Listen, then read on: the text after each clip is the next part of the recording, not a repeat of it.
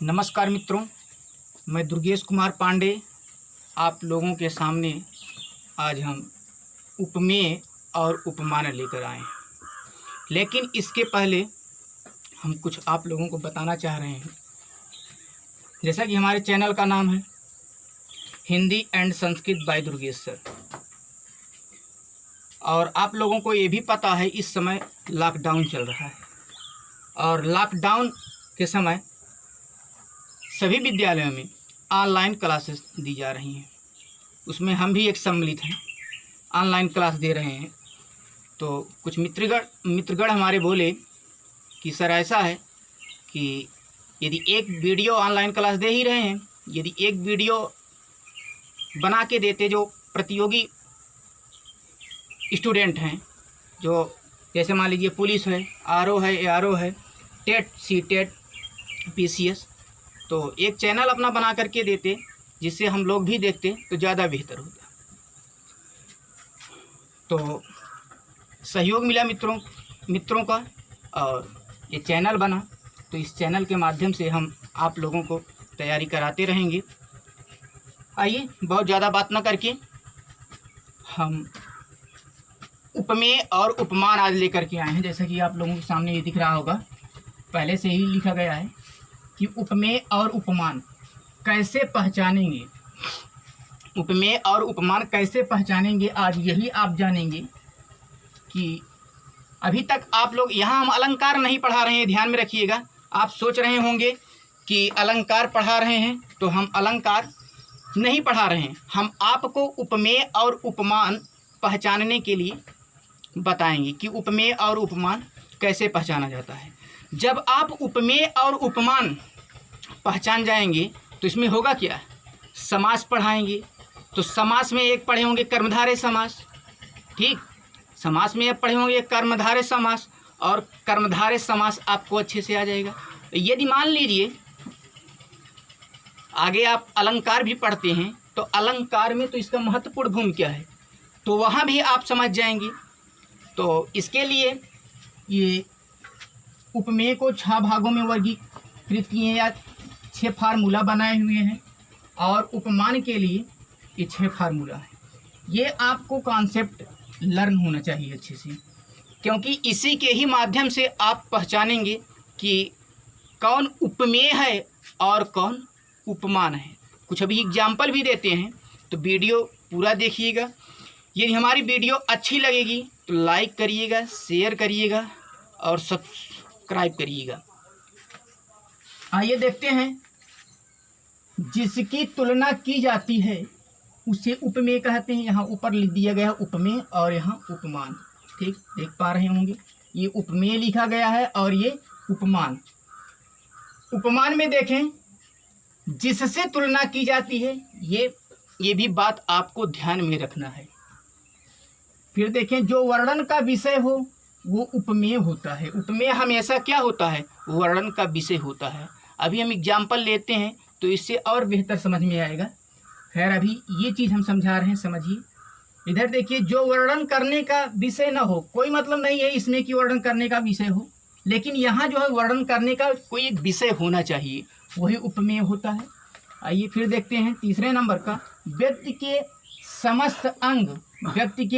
समस्त अंग उपमेय होती हैं। यानी कि चाहे वो बाहर हो या अंदर हो, कोई मनुष्य है या व्यक्ति है तो उसके शरीर के सभी पार्ट यदि उसके पास है, जो भी चीज़ें, वो क्या होगा, वो उपमेय होगा। क्या होगा, उपमेय होगा।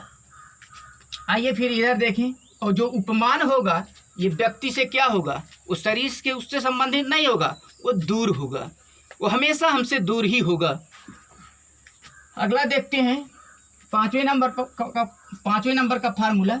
उपमेय में बनावटी रूप होता है। इसमें क्या होता है, वास्तविक रूप नहीं पाया जाता है, इसमें बनावटी होता है। क्या होता है, बनावटी पाया जाता है। और इसमें क्या होता है, उपमान में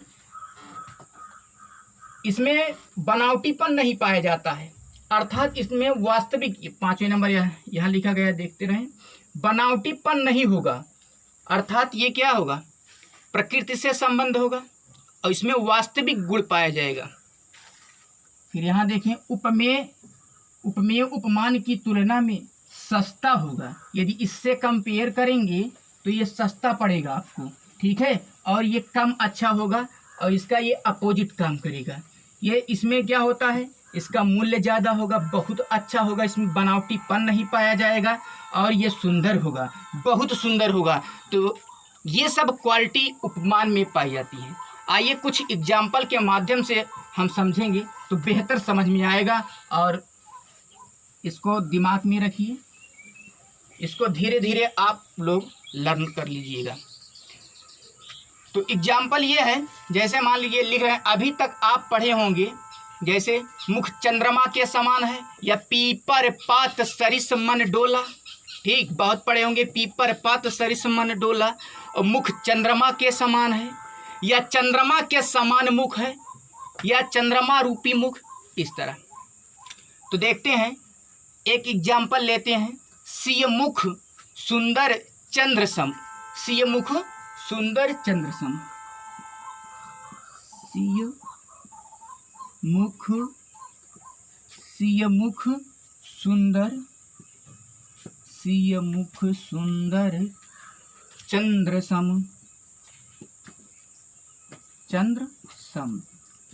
मुख सुंदर चंद्र सम। अब देखते हैं, इसमें देखिए सिय मुख यानी कि सिया जी का मुख बताया जा रहा है, वर्णन करने का विषय है कि नहीं है, यहाँ लिखे है ना, जो वर्णन करने का विषय। अब सिया जी का मुख वर्णन करने का विषय है कि नहीं है, वर्णन करने का विषय है ना। तो ये अब देखिए यहाँ लिख रहे हैं, ये उपमेय है ना, तो यहाँ लिख रहे हैं उपमेय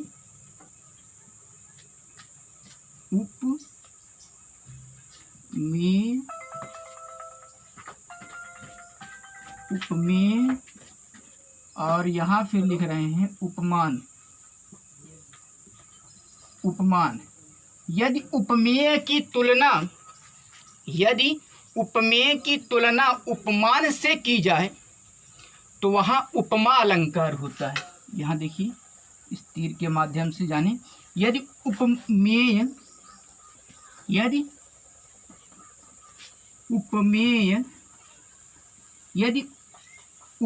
की तुलना उपमान से की जाए, यदि उपमेय की तुलना उपमान से की जाए तो उपमा कहते हैं, और आगे चल करके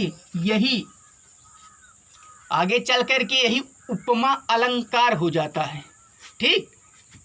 और वैसे भी आप व्यवहारिक रूप में बोलते हैं कि क्यों उपमा दे रहे हैं। अब देखिए यहाँ उपमा के रूप में दिया जा रहा है क्या, सिय मुख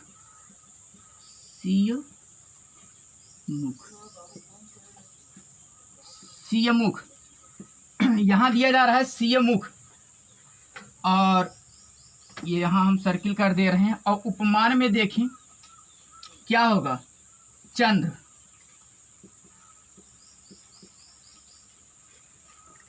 देख पा रहे होंगे आप, उपमेय में सिय मुख हो गया। अभी इसको बताते हैं, धैर्य रखिएगा। उपमा दिया जा रहा है ना, यह वर्णन का विषय, सिया जी का मुख वर्णन करने का विषय है कि नहीं है, वर्णन करने का विषय है ना। तो सिय मुख हो गया और उपमान क्या हो गया, चंद्र। इसीलिए सिय मुख सुंदर चंद्र सम, सिय मुख सुंदर चंद्र सम लिखिए। तो आई होप यहाँ तक आप समझ गए होंगे, किस तरह आप जो है जानेंगे। और यही देखें, कभी कभी इसका अपोजिट कर दिया जाता है, या चंद्र रूपी सिय मुख भी कर सकते हैं, ठीक। यानी कि उपमान की तुलना उपमेय से कर देंगे। उपमान की तुलना किससे कर देंगे, अगर हम उपमान की तुलना उपमेय से कर देंगे तो प्रतीप कहा जाएगा। प्रतीप का मतलब क्या होता है, उल्टा। और फिर आगे जाकर के यही प्रतीप क्या बन जाता है, एक प्रतीप अलंकार बन जाता है। क्या बन जाता है, एक प्रतीप अलंकार बन जाता है। लेकिन हम यहाँ अलंकार तो पढ़ा नहीं रहे हैं, ठीक, हम आपको पहचानने के लिए बता रहे हैं। जैसे यही हम अपोजिट कर दे रहे हैं, यहाँ लिख रहे हैं उपमान, और यहाँ लिख दे रहे हैं, ये देखिए उपमेय।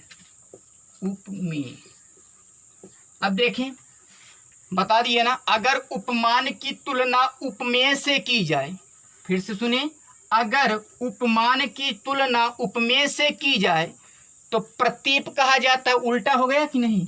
अब जैसे यहाँ फिर जो उपमान में यहाँ चंद्र था ना, तो यहाँ ये शब्द यहाँ लिख लेंगे चंद्र, ठीक।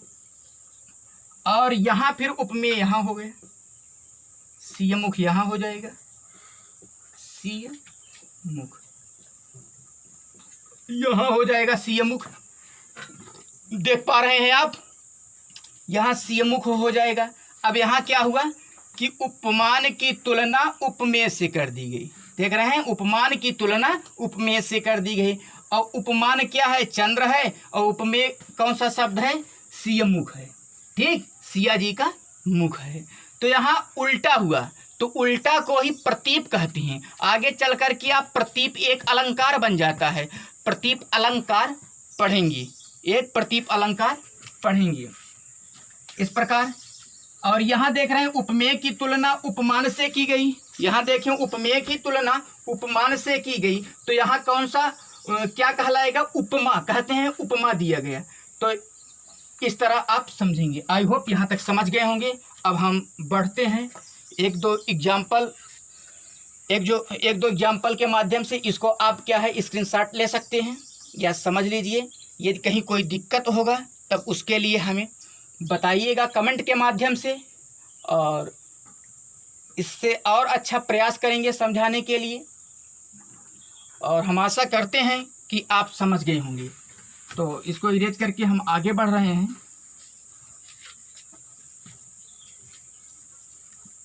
अभी तक आप बड़े बड़े वाक्यों में यानी कि वहीं अलंकार में जाकर के आप उपमेय और उपमान जाने होंगे, लेकिन यह समास में ही मिल जाता है आपको। समास में कर्मधारय समास पढ़े होंगे तो वही मिल जाता है। इसको अभी हम ऐसे छोड़ दे रहे हैं, इसको इरेज नहीं कर रहे हैं, ठीक है। और देखते हैं दो चार शब्द के माध्यम से। यहाँ उपमान और उपमेय, उपमान और उपमेय के शब्द लिख रहे हैं। और इधर हम उपमेय और उपमान, उपमेय और उपमान के शब्द लिखेंगे। तो ध्यान में रखिएगा, पहचानने के लिए दो चार एग्जाम्पल के माध्यम से जान लेते हैं उपमान उपमेय। अब देखें, जैसे लिख दें कमल नयन, कमल नयन,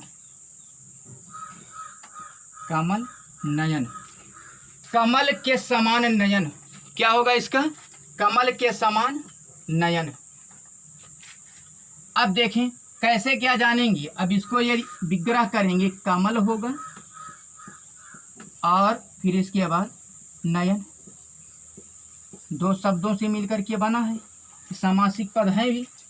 तो कमल नयन। अब पूछ लिया जाएगा कि कमल क्या है और नयन क्या है, तो ये जब याद रहेगा आसानी से आप बता सकेंगे।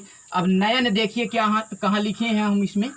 नयन कुल मिलाकर के ये जानिए व्यक्ति के पास है ना, लिखिए व्यक्ति के समस्त अंग है, मनुष्य का अंग है ना, व्यक्ति का अंग है नयन। और ये मुझसे दूर है, दूर है कि नहीं। और ये भी बताए हैं कि खूब सुंदर होता है, तो इसलिए ये क्या होगा, उपमान होगा। और ये क्या होगा, उपमेय होगा। आई होप ये समझ गए होंगे। आइए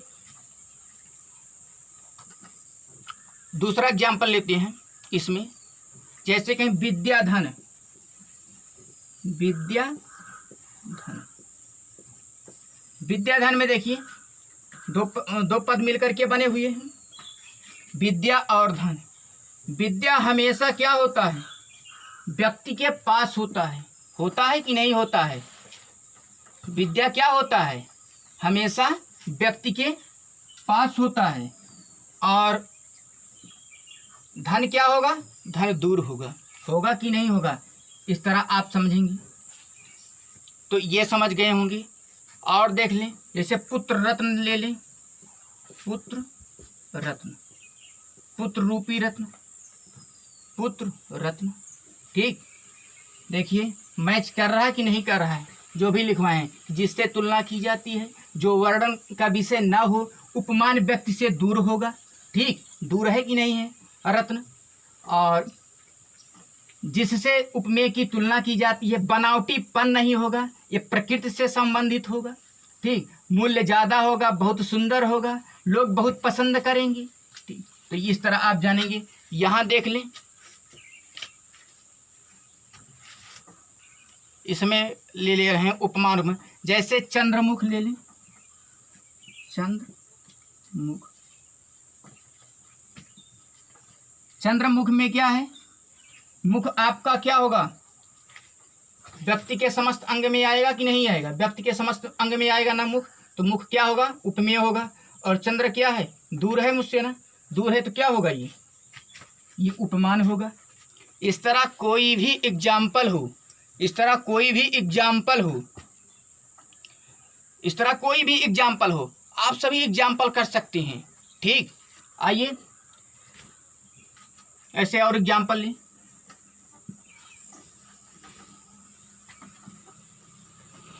चाहे जितना, जब आप छोटे छोटे ये ऐसे पद ले करके आप, ठीक है, सामासिक पद ले करके आप जानेंगे तो ज़्यादा बेहतर होगा।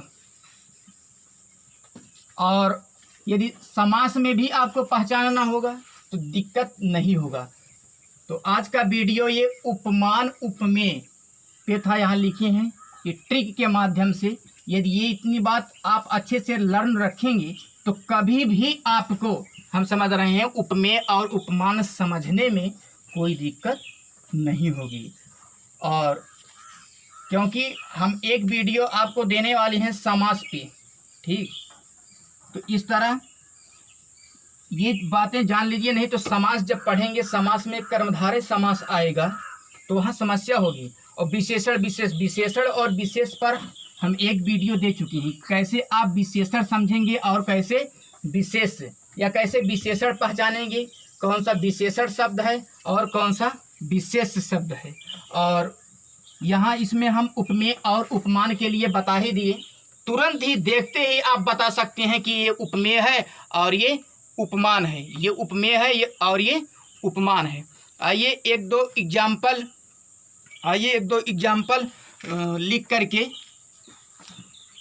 एक दो एग्जाम्पल और लिखते हैं समझने के लिए कि यहाँ पेयर में देख लीजिए,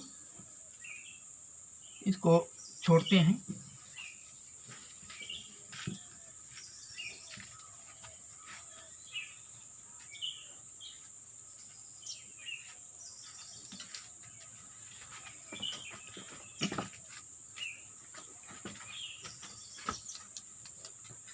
उपमेय और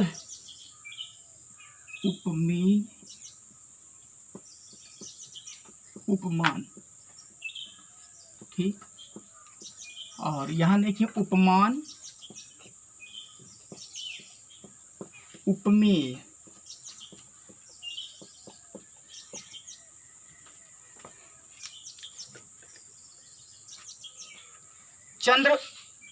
चंद्रमुख पे आप जान ही लिए हैं। अब एक एग्जाम्पल और ले लेते हैं।